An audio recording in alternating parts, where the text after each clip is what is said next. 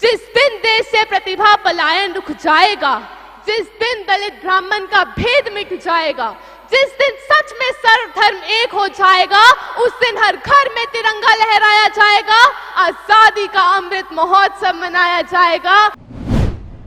एक सत्य यह भी है कि आज हमारे पास राफेल तो है, लेकिन गरीब के घर में राशन नहीं। एक तरफ हम दूसरे देशों से अपने संबंध मधुर से मधुरतम बनाकर उनका दिल जीत रहे हैं, वहीं दूसरी ओर अपने ही देश में सियासी दाव पेच का जहर घोल देते हैं। कभी राम रहीम के नाम पर तो कभी मंदिर मस्जिद के नाम पर जब लड़ाई दंगे करते हैं तो गर्व से फूला हुआ सीना भी छलनी छलनी हो जाता है। गांव या शहर की कोई भी बेटी अगर अखबारों की सुर्खियों में आए तो अपना नाम रोशन करने के लिए आए, सिसकने के लिए नहीं।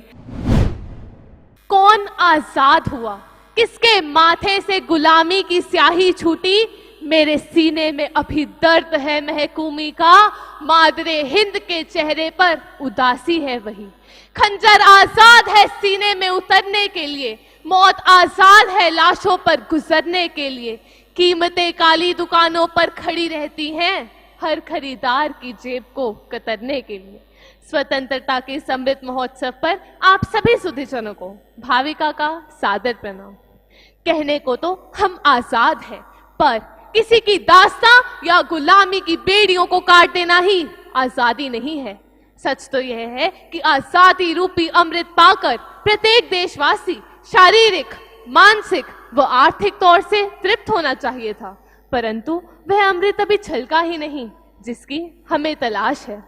श्रोतागण, दूसरों से आजाद होना बहुत आसान है क्योंकि वह आजादी बलिदानों की नींव पे टिकी होती है, परंतु अपने अवगुणों, अपनी बुराइयों पर विजय पाना उतना ही कठिन, क्योंकि खुद से खुद की लड़ाई बहुत मुश्किल होती है।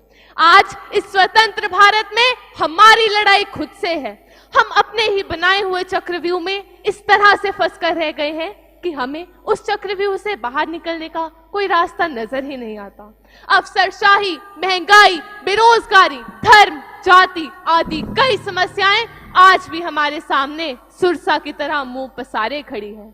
गरिमामय संविधान से डिजिटल इंडिया तक का सफर, हरित क्रांति, समृद्ध सेना, नारी सशक्तिकरण, पोलियो मुक्त भारत, ऐसे कई विषय हैं जिन पर हमने विजय प्राप्त कर ली है, परंतु एक सत्य यह भी है कि आज हमारे पास राफेल तो है, लेकिन गरीब के घर में राशन नहीं। सत्ता चलाने वाले शासक तो हैं, लेकिन देश में आत्म अनुशासन नहीं।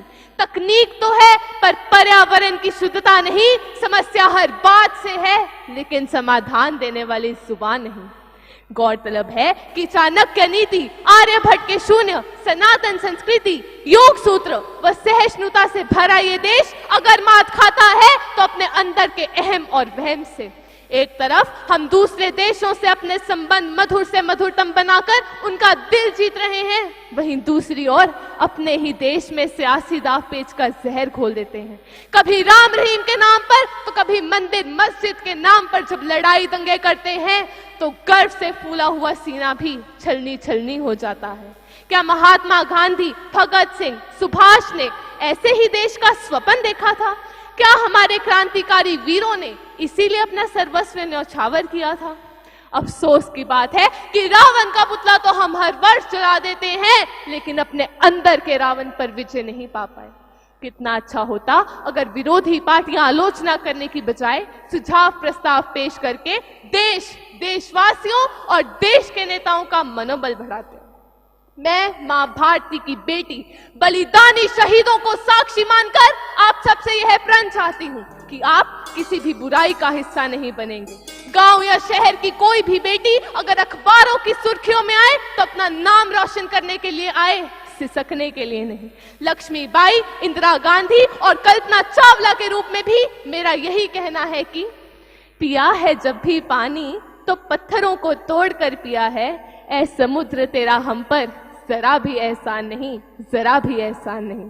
अंत में मैं यही कहना चाहूंगी कि जिस दिन देश से प्रतिभा पलायन रुक जाएगा, जिस दिन दलित ब्राह्मण का भेद मिट जाएगा, जिस दिन सच में सर्व धर्म एक हो जाएगा, उस दिन हर घर में तिरंगा लहराया जाएगा, आजादी का अमृत महोत्सव मनाया जाएगा, आजादी का अमृत महोत्सव मनाया जाएगा। एक बार सभी मेरे साथ मिलकर बोले, जय हिंद।